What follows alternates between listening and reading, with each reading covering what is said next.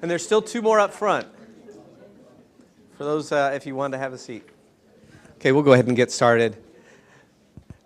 Welcome to the President and the Provost Readers Meet the Authors. I'm Jeffrey Archer, Dean of University Libraries, Museums, and the Press. And what better place to do Readers Meet the Authors, engage with history and stories and facts than in a library.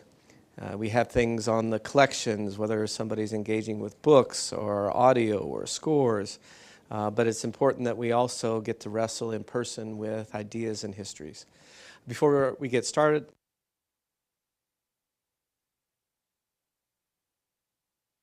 listen for the first part where we do acknowledge, but lean into and consider leaning into the second half of our acknowledgement where we talk about where we would put our efforts. We respectfully acknowledge that Baylor University in Waco and its original campus in Independence are on the land and territories originally occupied by indigenous peoples, including the Waco and Tawakoni of the Wichita and affiliated tribes, the Tonkawa, Comanche, Karankawa, Lipan Apache. These indigenous peoples were dispossessed of and removed from their lands over centuries by European colonization and American expansionism. In recognition that these native nations are the original steward of Baylor's campus locations, the university strives to build sustainable relationships with sovereign nations and indigenous communities through educational offerings, partnerships, and community service. Now I hand this over to Dr. Brickhouse, our provost. Thank you so much, and thank you for being here today. I love this gathering where we meet to discuss full book-length projects of Baylor faculty as a community, as an opportunity to talk to the author, often on subjects that we care deeply about. And the subject of today's book, I think, is someone that I would describe as a person who's a real icon, not only locally, but to anybody who knows anything about Christian music, particularly contemporary Christian music. So I'm just excited about the topic. I want to also recognize the family that is here today. Pat Kaiser, who is the widow of Kurt Kaiser. They were my Sunday school teacher, by the way, when I was a student here at Baylor. And I have very, very fond remembrances of that time at 7th and James and the sweet spirit with which they led that group. They also have their son here, Tim Kaiser. You want to raise your hand? And Chris Olson, the daughter. Thank you so much for being here and sharing this time with us. I'd like to ask you all to hold questions till the end. Those of you who are online can tap questions into the Zoom, but we'll hold all questions for the end. The author today is Terry York, faculty member in Truett, and a close friend also of Kurt Kaiser. And Bob Darden, also a faculty emeritus now, from journalism, a public health, and also who was also quite close to Kurt Kaiser. I just have to ask a question. How many of y'all in the room personally knew Kurt? Raise your hand. Yeah. So I think he's probably got a bit of a fan club here today, and so we'll have a fun time kind of delving into this topic. But first, I think I'm going to hand this off to Kay Jarrell from Baylor University Press to talk about the book a bit from the publisher's perspective. Thank you, Dr. Brickhouse. Yes, I am Kay Jarrell. I'm acquisitions editor at Baylor University Press. Sorry, they want me on this side. My apologies. Acquisitions editor at Baylor University Press, and I worked directly with Dr. York on the book. It is certainly a pleasure and an honor to be here today on behalf of the press and say a few words in support of Dr. York and his incredible work, and I'm grateful for the opportunity. So I was actually privileged to take a course under Terry while I was a seminary student at Truett on the study of worship, and that remains one of the highlights of my experience there. Now, with that said, I have to be transparent. So I grew up fully enmeshed in evangelical culture growing up in South Mississippi. Two of my earliest memories are attending a Carmen concert and seeing the Gaither Vocal Band perform live in Mobile. Now, with that said, it is with great shame that I admit that the name of Kurt Kaiser had never crossed my radar. I mean, blame it on me being from Mississippi or something, I guess. But so when Terry came to me with this idea, when he pitched the biography to me, I was immediately sold on his passion, on his enthusiasm, and especially his personal involvement, both with the life of this baffling, amazing character, and also his deep, intimate relationship with the family. He won me over. That Kaiser's story is one worth telling, not just for its importance to Waco cultural history, but for the larger evangelical religious ethos. This is a story worth telling and a figure worth remembering. And Terry, we are deeply grateful for you for entrusting the book to us. And it is our hope at the press that we have done right by you, right by the Kaiser family, made you all proud. So, thank you. Well, welcome. Thank you for being here. I know some of you couldn't stay away if you wanted to. This is a long time in coming. And again, by way of total transparency, yeah, I am a big fan of Terry's, big fan of Kurt, big fan of the family who I've known since the 70s. But on the other hand, I have a little bit of resentment against Terry. I should confess that early on. You had an advantage on this book that most biographers never get. That's right. And the fact that Chris spent hours and hours and hours interviewing her father in a very detailed and scholarly manner to make sure that this great man, when the time came, had all of the opportunities to share a story which is pretty well unprecedented in contemporary Christian music, both in length and in influence. Terry, talk about how this whole thing came about, if you will. Yes, it was one Sunday after church. I was walking back to I think Jan was with me, my wife, and I were walking back to the car, and Pat Kaiser was walking along beside us. And she happened to mention that she was looking for someone to write a book about Kurt, and that they had talked to a particular author. I'll let you decide whether or not we say the name. They had talked to a particular author who was busy with another project, and I had inside me this urge, man, I'd like to do that.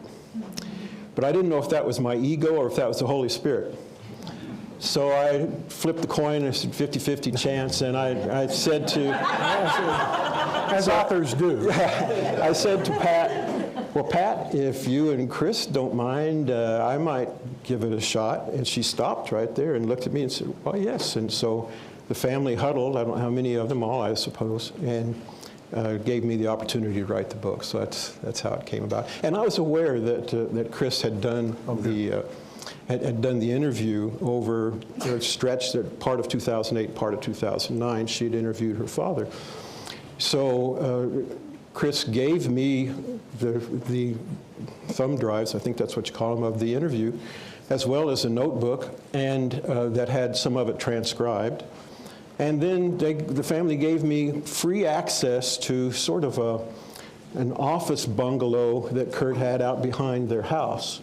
And it was full of materials that Kurt had collected along the way.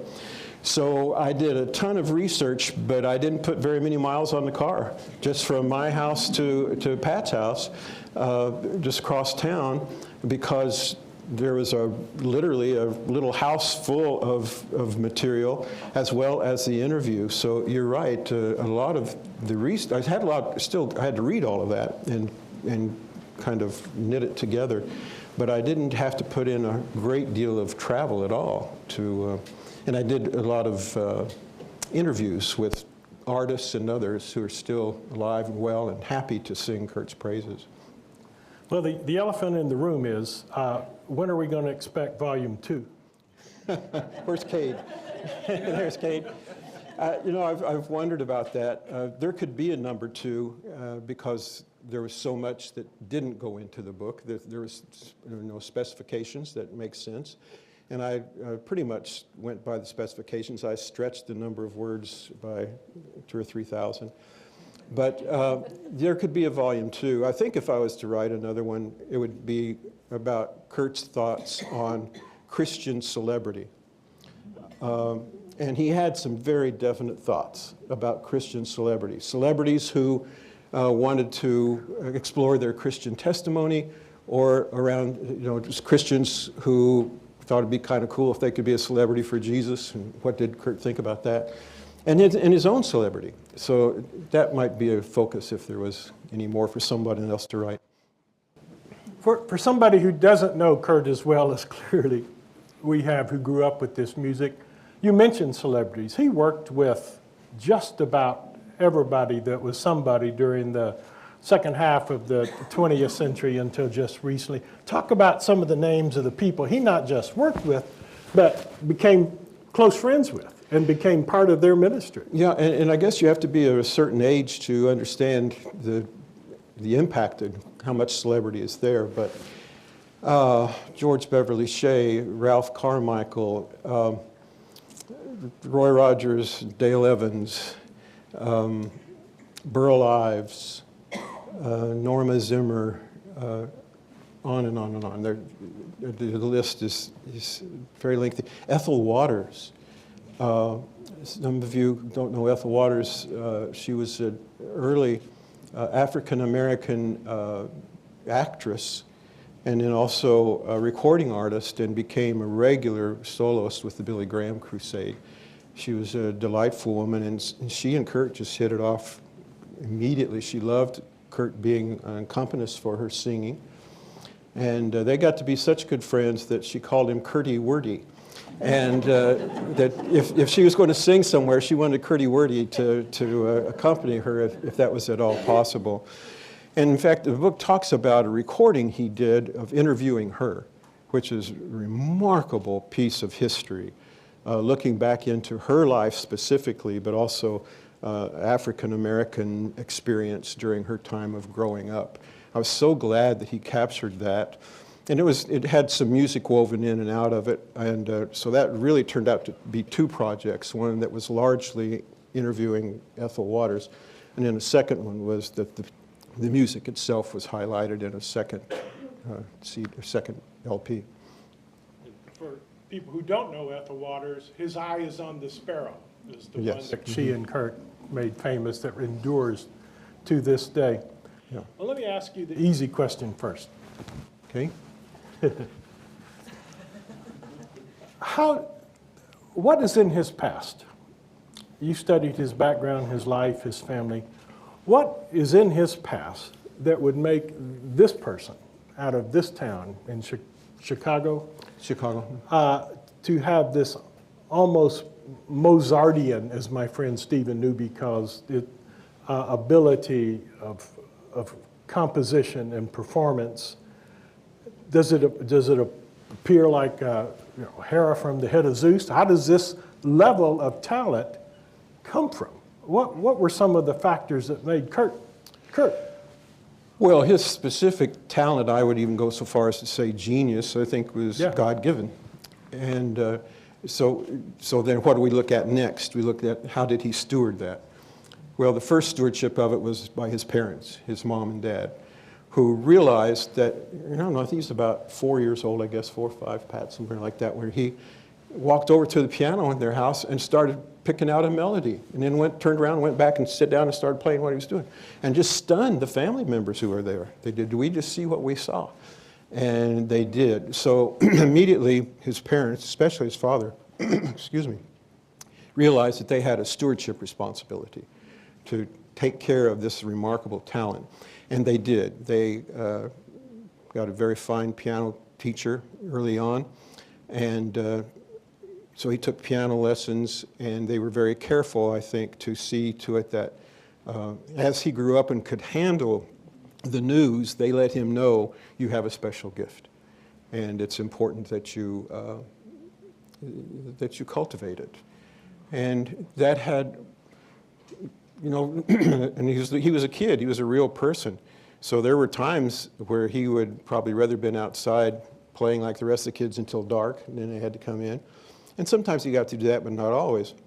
And sometimes his fairly fragile health when he was a child affected that too. But he was at the piano a lot, and delighted in when he could, I would say, use that. As about a 11, 12, 13-year-old kid along in there, he was going over to, excuse me, WMBI radio station, Moody Bible Institute, and he was playing live background music to radio cowboy shows and stuff like that on the radio. They would meet and say, okay, here's the episode today, and the voice actors would walk through it and talk through it, and he'd be sitting there thinking, as a 12-year-old kid, what music should be behind this? And he would improvise that. It was incredible. So he became part of the WMBI radio family very early on. And so he cultivated, he knew it was there, and he knew he had a gift, and his father kept a pretty close eye on him that he was going to be a good steward of that gift. Talk a little bit about his formal training after that, because again, it's not usual for a kid of that era. They weren't wealthy people. No, he was taking piano lessons from a pianist who was just, I think, 2 people away from Franz Liszt. And by the way, musicians often know their lineage.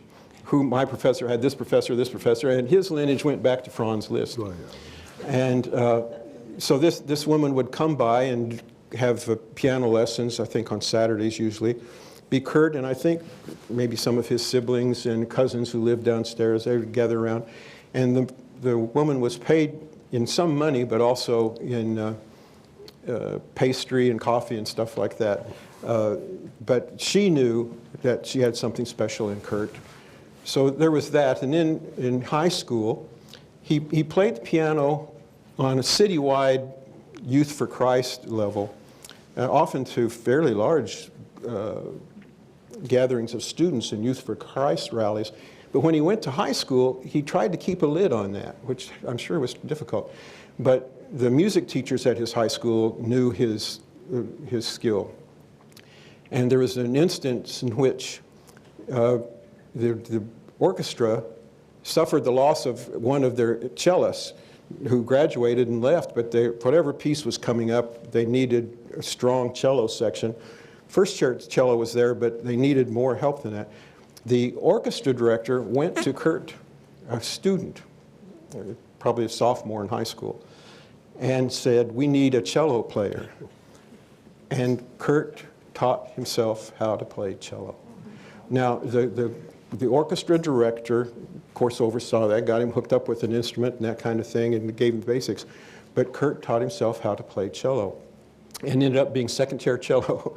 He went from 0 to 100 and immediately and became second chair cellist. And if you watch and listen, and I underscore this a bit in the book, you see his love for cello showing up in his arrangements, his orchestration.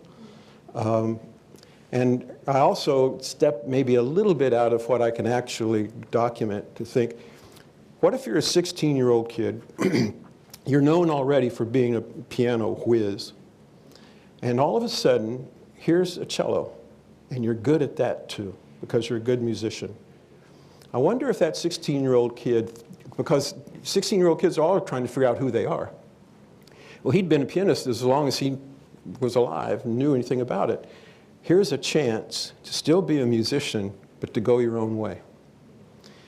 And I try to make a case through the book that Kurt dreamed at the cello, but he prayed at the piano. Because the piano skills were so obvious and so off the charts that he couldn't escape it, and I don't think wanted to escape it. But if you're just sitting there as a 16-year-old kid thinking, what else might have been, what could I be, which direction could I go, and the cello comes alive in your hands like the piano does. And I think there were times, because I look in his music, and I listened and listened and listened in this project to his recordings, and I would hear a special little passage given to the cello, or how many times he recorded cello and piano duets. And I'm thinking, I think the whole rest of his life he spent dreaming about being a cellist. But he also prayed at the keyboard. I mean, quite literally. Beautiful. Thank you, Terry. Chicago at that time, chess records, a number of major R&B acts. It's really one of the centers of pop music, R&B and stuff. How does a 16-year-old kid with that level of a talent evade or turn his back on the opportunities? Because I no doubt if the teachers knew he was good, the other kids knew he was good. Yes, and those kinds of things were of interest to him, but his dad ran a tight ship at home. He ran a very tight ship. And officially, Kurt and his siblings could not listen to radio except WMBI, the Moody Bible Institute. Now, they listened now and then when they could get away with it to other things. And Kurt loved jazz. I'm not sure exactly when that love for jazz came to him, but it could well have been in that Chicago environment. Yeah. It could easily have been. He loved jazz.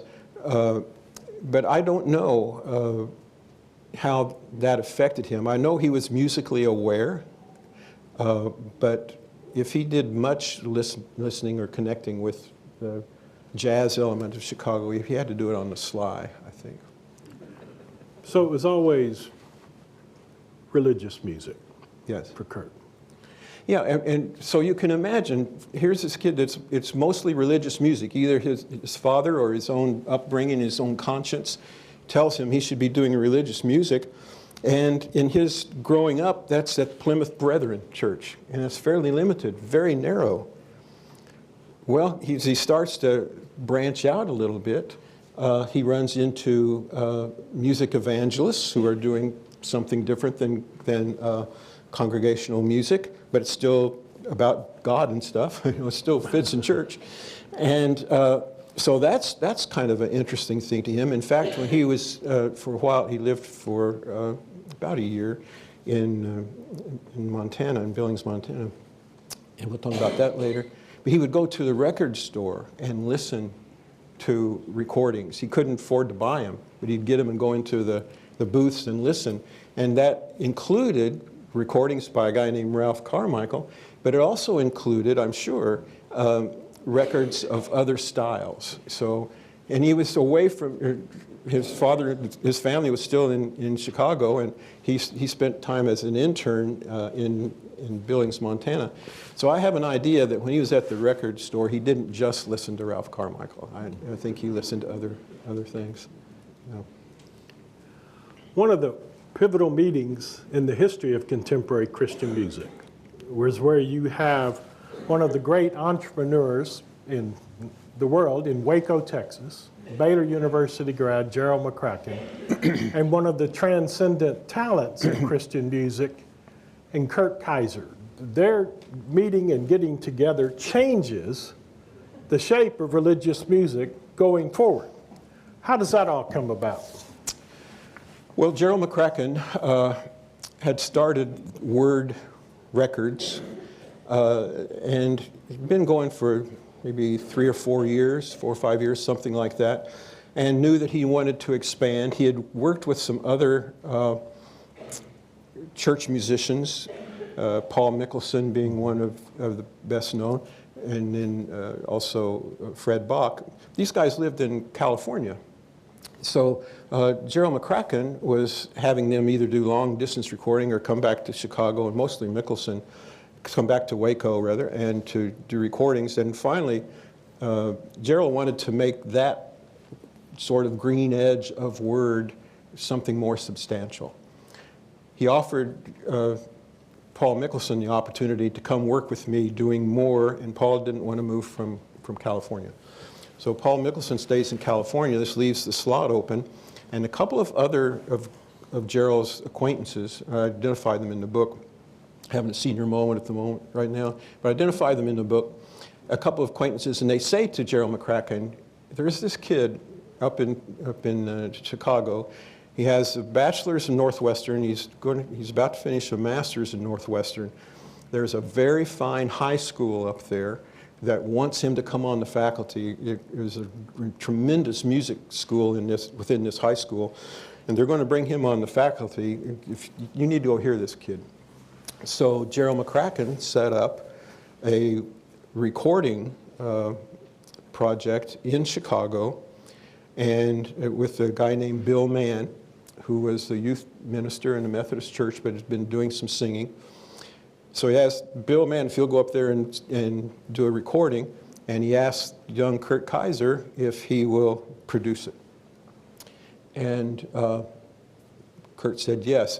One of the things that interested me in finance, I don't see any spot along the way where Kurt publicly showed any hesitancy or any lack of self-esteem.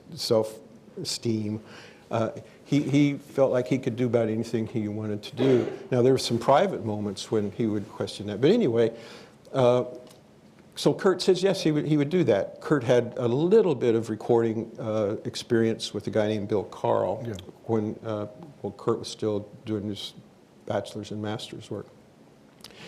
So they set up this recording, and Kurt comes in, and he hasn't produced a recording ever before, but he knows pretty much what has to happen by the producer. The producer is the guy that sets up everything from who's going to be in the orchestra, who's going to play the piano, where are we going to do this, how many microphones, snacks are we going to have, the whole deal.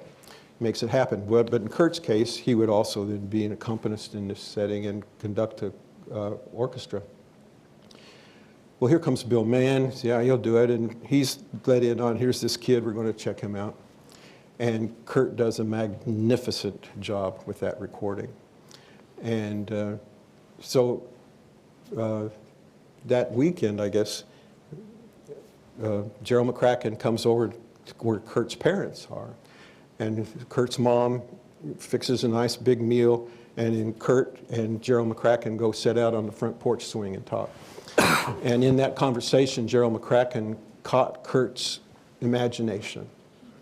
Yeah, I know you can go to this high school and be a world-renowned professor at the high school level, but here's what I'm trying to do down in Waco, and I think you could come and really make a difference. It caught Kurt's imagination, and you all moved to Waco.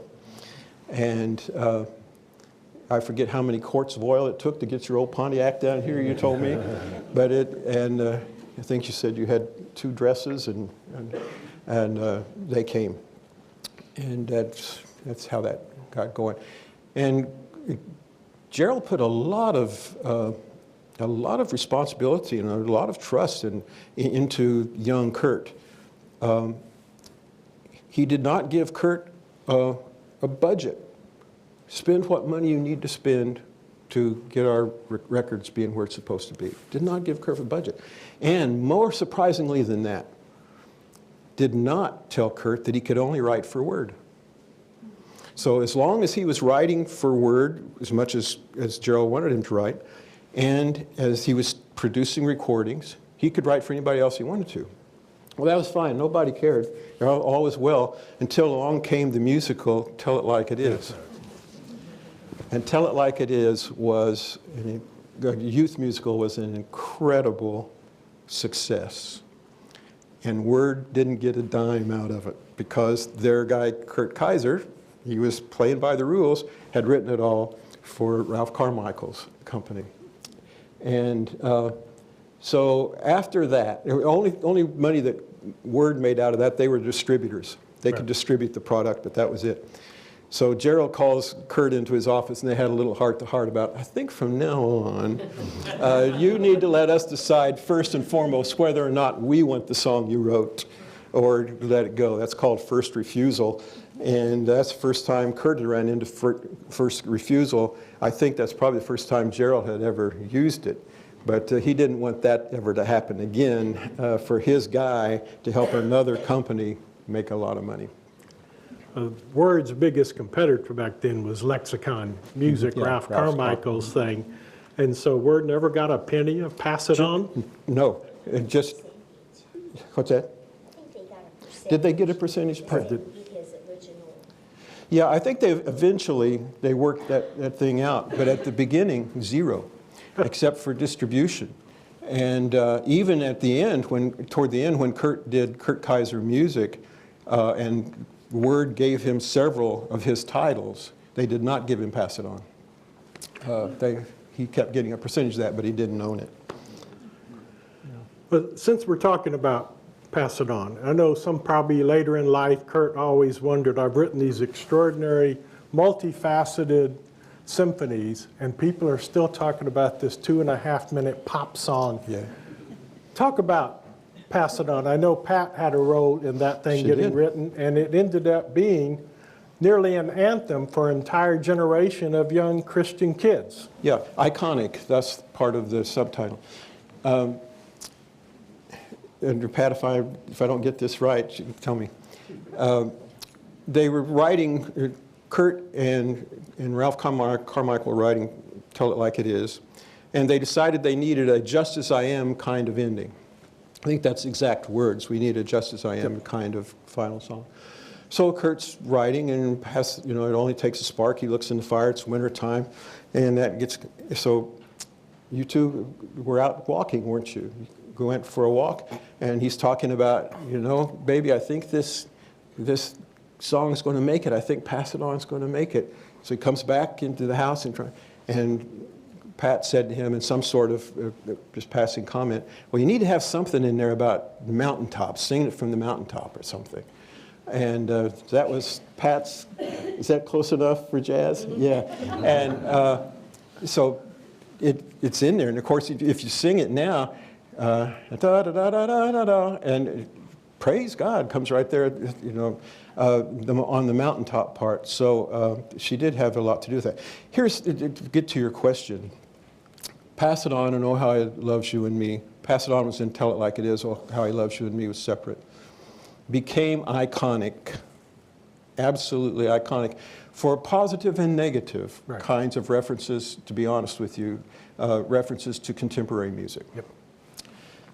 And Kurt was an outstanding classical musician. Composer, arranger, performer, conductor. He was even president of the Waco Symphony for a while. Right. So, and he would write pieces for the Waco Symphony, and he was the president of it. So there'd be these kinds of introductions. Here's Kurt Kaiser, whose piece is going to be the opening piece tonight, and who is president of the Waco Symphony, and by the way, he wrote Pass It On. And Oh How He Loves You and Me. Now, Kurt didn't resent that, but he wanted to overcome that. So he would smile and yes, I wrote Pass It On, but he was constantly trying to prove, I don't know, maybe to God and to himself, but he was constantly, in my opinion, living with this ghost, this Pass It On, Oh How He Loves You and Me ghost. And with the Baylor faculty, Baylor music faculty, he wanted them to know he was a legit musician. I think it's one of the reasons why he hung out so much at the Waco Symphony. He wanted the world to know he knew about that kind of music, and he wrote for them. And so he didn't resent the recognition that those songs got, but he wanted the world to know he could write other things, and he did, and some magnificent work and arranging for big-time soloists from orchestras around the country. As you say this, and I'm thinking of Oh How He Loves You and Me, for the first time I hear that cello you're talking about. It has that long sweeping lines to it. Ever thought of that? Yeah. I was fortunate, as some of you here were, to be at 7th and James in the 1970s, where Kurt played Wednesdays and Sunday nights in Terabang, I think was the name of the, and Kurt would improvise, maybe for the offering, maybe just to start. And it was so astonishing to sit as an 18, 19-year-old and know, hey, he's somebody and he's at my church. Kurt never really ever had a differentiation of where he was. He played to the best of his ability if it was for a couple friends or if it was in New York with the symphony. Kurt, it was all about the music. Well, whether it was for a little startup church or symphony in London, the first audience was God. Every time, without exception. Every time. So if that's your first audience, and that audience never leaves, there's a consistency right there. And if your approach to music is as one, and whose dad reminded him often, who is stewarding a gift, that never changes. It doesn't matter where you are. And if inside you, you want your music to be the very best music it can be, no matter the style, you want it to be biblically sound and connected, you want the church to be able to relate to it, and you want your own life to be lived so that it brings no besmirching to your work. Those standards go with you, whether you're sitting in front of a little volunteer choir or whether you're in front of thousands of people in front of an orchestra. Those things are almost coincidental because there is a foundation that never changes. And I mean never changes. I looked and looked and I wondered, if I find this dirt I'm looking for, how am I going to tell Pat? And I looked and nothing. There was never a time where I found that Kurt stepped away from any of those. Very best music he could write, no matter the style. Biblically sound, no matter. That it was going to connect to the church. Yeah. And he was going to live the best life of a Christ follower he could. I found that over and over and over and over. Now there came a time when people who might want to take one of those four pillars and just modify it a bit, stretch it a bit, bend it a bit, he never did that. So if he walked into a conversation or into a room or into a planning session and there was some bending of these four pillars, when he walked in, all of a sudden the four pillars were sturdy again, and the conversation that's where the conscience comes from. He didn't ever have to preach to anyone, he just lived it. So when he lived it, the people around him know, don't cut corners now, Kurt's in the room. And it's one of the reasons that I think probably word wasn't all that sad when they parted ways. Mm-hmm. Now they could do what they wanted to do without Kurt walking in. Yeah, excellent.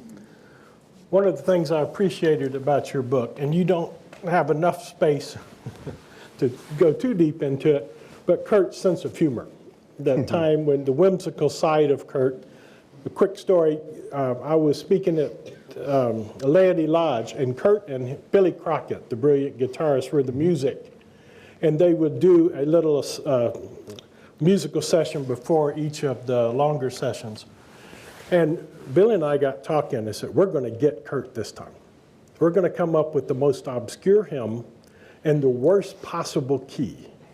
And he's going to have to improvise this, and we're going to double dog dare him. So he has no option on this.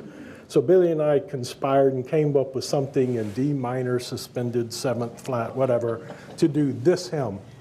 And Kurt smiled at us, sat down at the piano, and just destroyed it, just absolutely nailed it, so much so that Billy threw himself out of the pew and bowed to him in the middle of that he could do this. But the fun part was, to me, was to see the little smile that Kurt said. You mentioned you have to have an ego to be a performing artist of that level anyway, to believe what you're good.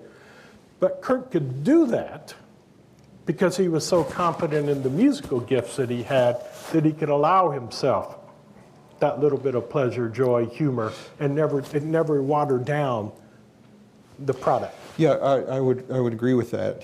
There was a confidence there, and again, this solid foundation where he could take these little jaunts into humor and not be afraid that he was going to go too far. He trusted himself. One of the funniest things I ever saw him do was playing an offertory at Dayspring Baptist Church in town. And he was doing this kind of exploring into the keys that you're talking about in a hymn that everybody knew, but he said, man, it sounds fresh. It was because of what he was doing with it harmonically. But he played himself into sort of a harmonic corner. And I could hear him, I was sitting in church and I was listening, and I could hear him sort of back up and try it again, and back up and try it again. And finally, he just stopped playing and went, like that, right in front of the church, and got up and went back and sat down. And I got the biggest kick out of that. Yeah, there were some funny moments. Sometimes funny to others, but not to him. At one point, he and a guy named George Stokes and Bert Burleson, who the Waco community knows, but Bert was pastor at Dayspring at the time. They were going out to cut some brush on some new property that Dayspring had purchased. They were going to cut brush away. Kurt loved, his first instrument was piano, his second instrument was cello, his third instrument was chainsaw. And he loved getting that chainsaw and going out and cutting brush. So they're in this old pickup and they're going boom, boom, boom across the field down to where they're going to cut this. And Kurt, for some reason, starts going off on these little praise choruses that have just so very few words and so very few notes and chords. And he's just going. And George Stokes, also known to Baylor historians, said, you know, Kurt, he said, if I was the guy that wrote, oh, how he loves you and me, oh, how he loves you and me, no, oh, how he loves you and me, he said, I don't think I'd be talking about praise choruses. Well, George kind of chuckled and Bert chuckled. Kurt did not chuckle, but he did change the subject, and yes. I think that kind of chastened him a bit there. I loved hearing his deep rumble laugh. Yeah. That was like music to me, and I don't know why. Just because I knew who he was, and that there was a chuckle, there was something going on inside him, and that chuckle was real. But by the way, George Stokes, who some of the older Baylor folks will know him, the voice of many of the Baylor sports and that kind of thing. Kurt at one point called him his best friend, and he hung out with Bev Shea, George Beverly Shea, and he hung out with some of the big very closely. But George Stokes, this guy you could get to pick up with him and tell him, I don't think I'd talk like that, he called him his very best friend. Talk for a minute about a part of Kurt's life that not everybody knows, but the separation from word. He finally has a chance to do just what he wants to do. And what did he want to do at that stage where he wasn't bound by anything else? And certainly not the market. He had sold a few copies of records along the way. So what did he want to do in his heart when he had that time, those last 20 years? I think, after having studied all of that, I think what he wanted to do, first of all, he wanted to explore music without having to explain somebody how much is this going to sell, and who are we going to sell it to, how much is it going to sell, all those bottom line things, which companies those are questions they have to ask. That's not profane. Those are questions they have to ask, but I think he wanted to escape that. So when he started Kurt Kaiser Music, first of all, it could be a holding company for whatever copyrights he could get back from Word. And then secondly, he could now record whomever, wherever, and whatever songs he wanted to. And he did. He did some exploring with Kurt Kaiser Music on the recording side, not print side. He wasn't at all interested in print, but in recording. In fact, one time he and I did 2 or 3 little songs to be used in context of worship at Dayspring. And I really liked them. And I was just stunned that Kurt Kaiser would set any little ditties of mine, any text of mine, and he did. But while he was doing it, I said, oh man, that's great, Kurt, I love it. And we sang a couple of those in the choir, the little choir we had. And then he said, I'm not going to publish these. He said, I've got enough things published. And I thought, oh man. I didn't say, I said, yeah, me too, I understand. And inside I'm thinking, oh darn, here's my chance to get published with Kurt Kaiser. And he said, nah. But it was great for me to see on the paper my words and his notes, but also to know that we did a couple of things that the choir did, like prayer responses and that kind of thing. But I think he had a great sense of humor, but it was very, very subtle, and at times subtle, and you could rush by it if you weren't listening. Well, we don't want to brush by your questions, so Dean Archer has set aside some time. He has a microphone, and Terry will take your questions. And Terry, perhaps you could, if the mic doesn't carry well, you could repeat part of the question just in case. So okay. If you have a question, would you raise your hand? The Dean's got a mic for you.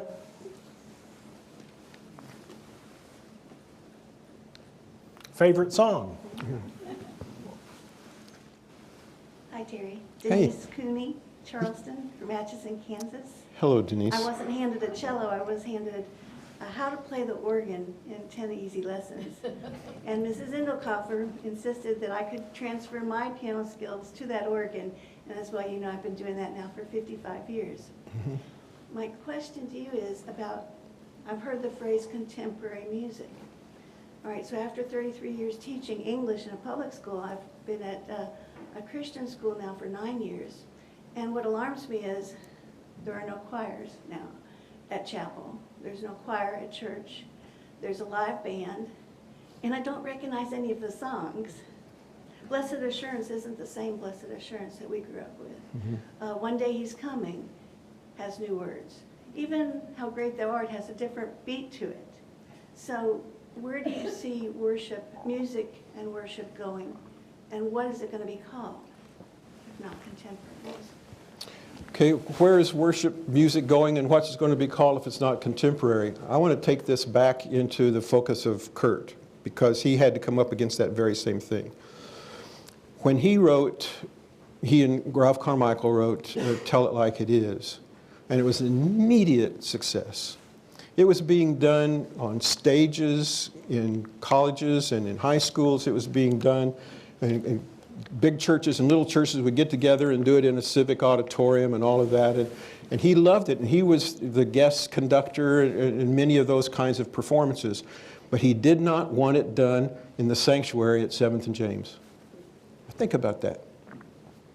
Here's something that he has kicked open a door that we're still going through. It's been very, very successful. He's delighting in how it's being performed around the country, but he doesn't want it done in the sanctuary at 7th and James.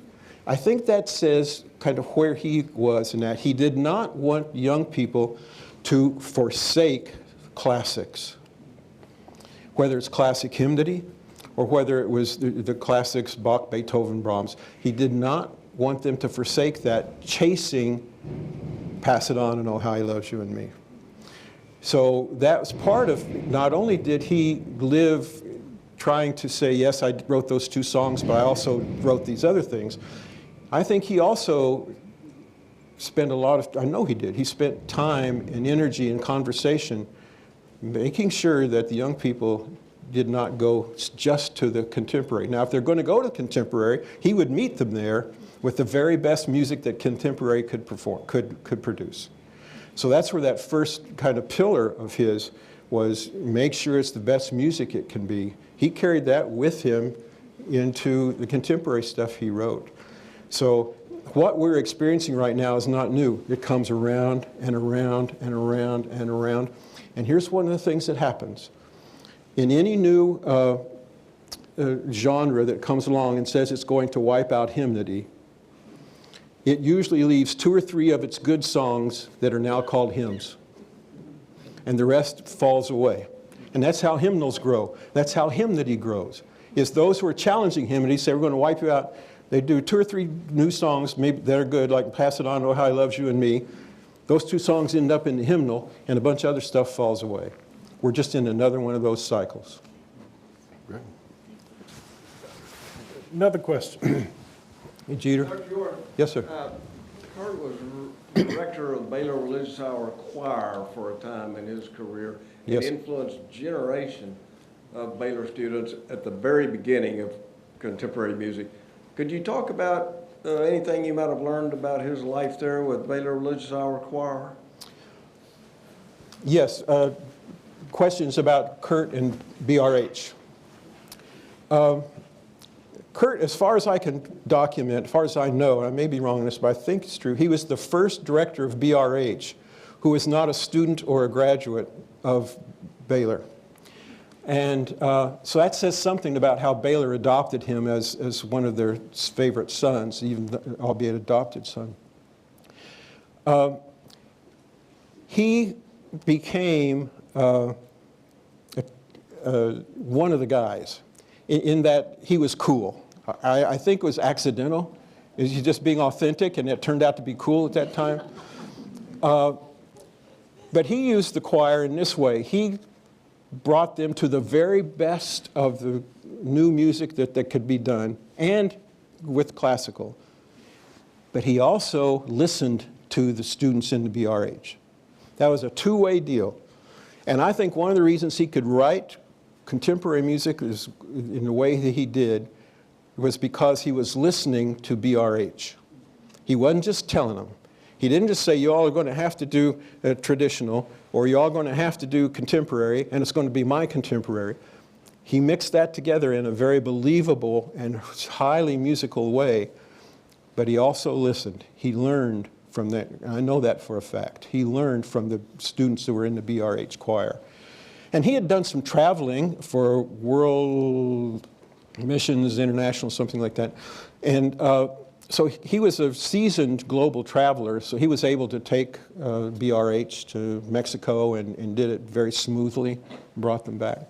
And also then had them do Tell It Like It Is on TV. NBC taped a performance of Tell It Like It Is and did it nationwide. Again, Jeter, I think the reason that he could do that was those foundational facts moved into BRH just as easily as they could move anywhere else, because those foundational building blocks of his were portable, and they worked in every style. So they worked with BRH, and he held their feet to the. That's one of the things that Kurt had a soft place in his heart for amateur musicians, and he had high expectations for anyone who claimed to be a professional musician. And he could move back and forth between those two. Now, once in a while, I sang in his choir at Dayspring when we first got here, and he would forget now and then that we were a choir at Dayspring, and sometimes talk to us as if we were in a recording studio and it was costing him $80 an hour. But most of the time, he knew that he's working with amateurs, and he loved the fact that they were giving it their best. But when he was working with professionals, he expected something special out of them. And that was true even when he was with BRH. And I think they responded to that beautifully. Yeah. The only reason he stopped, as far as I could tell, was he had health problems that he had to walk away from the choir, BRH, because it was going very well for him. We've got a comment and a question from our online audience. The comment is from David Winkler, who says, I remember hearing Kurt improvise on a person's phone number. Let that sink in. Yeah, hey, David. He would do that. The phone number. What I think he did more often and liked even better was give me 3 songs. You know, tell me 2 or 3 songs that you like, and he would turn them into a medley, which was remarkable. His improvisational skills, I want to make sure we talk about that. A producer named Bruce Swedeen, who had produced Michael Jackson, and I could go on and on and on, said of Kurt, he's the best improvisation player I've ever heard in my life. Think all the people he'd heard at the keyboard.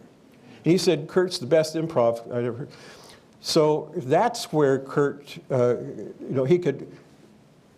he could bring the congregation and audience in by give me 3 songs or give me 7 numbers and I'll turn them into notes. And he could do that, and it was a little bit of a show. Sure. But what he turned it into was meaningful. I mean, you went from, ooh, he's going to take these numbers or he's going to take these songs and do something, and by the end you realize, at the end when he gets done, you didn't say, oh, you said, amen.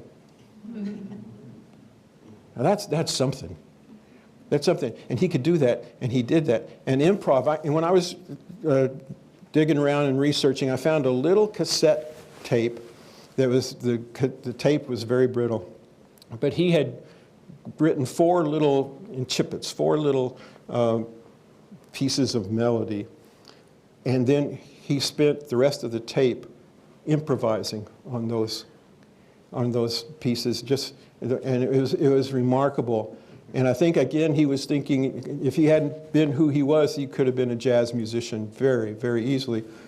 I went, and again, on improv, one of the things that impressed me the most about Kurt was his ability to go back, and he recorded this. This is how I know he did it, because I listened to the recordings over and over and over. He would go back to something as simple as go back to Pass It On, Oh How He Loves You and Me, that had been out there for years and years and years and been recorded on. And he would go back now and then. This was almost a devotional time for him, but he recorded some of these. And he would explore that song as if it were brand new.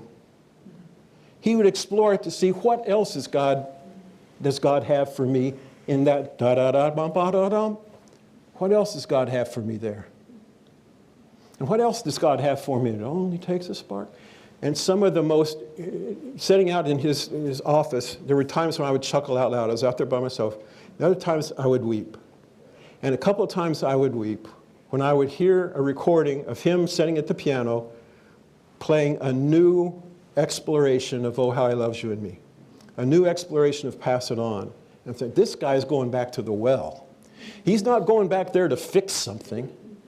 He's not going back there to correct something and make it better. He's going back there to explore again a place that turned out to be so rich a spiritual experience for him at the beginning.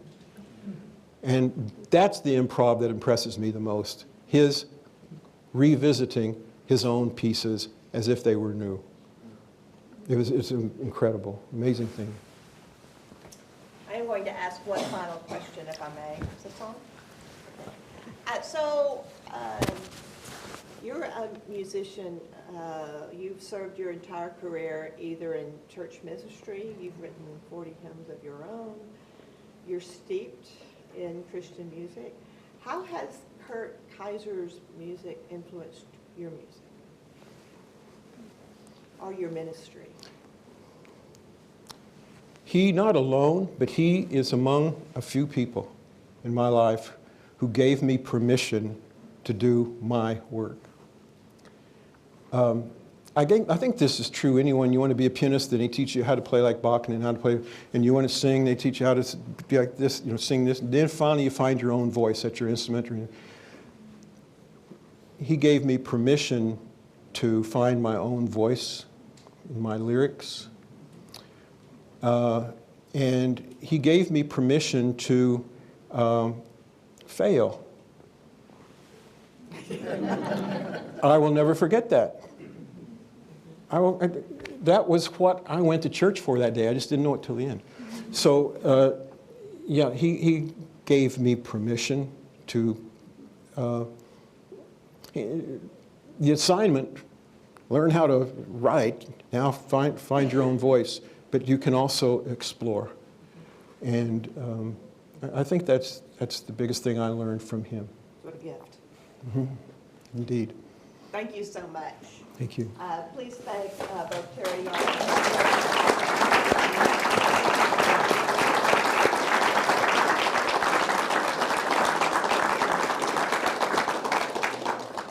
I would like to invite you back. February 26th, we'll have another reader meet the author. The author at that time will be Elise Edwards from the Religion Department, discussing her book, Architecture, Theology, and Ethics, Making Architectural Design More Just. And she'll be interviewed by Ann Thoreau of our own Interior Design Department. So we welcome you all back. Thank you so much for coming. Thank you also especially for the Kaiser family Yes. here. Well done. Likewise. Good job. Let's do this again. Thank you. Yeah, thanks for not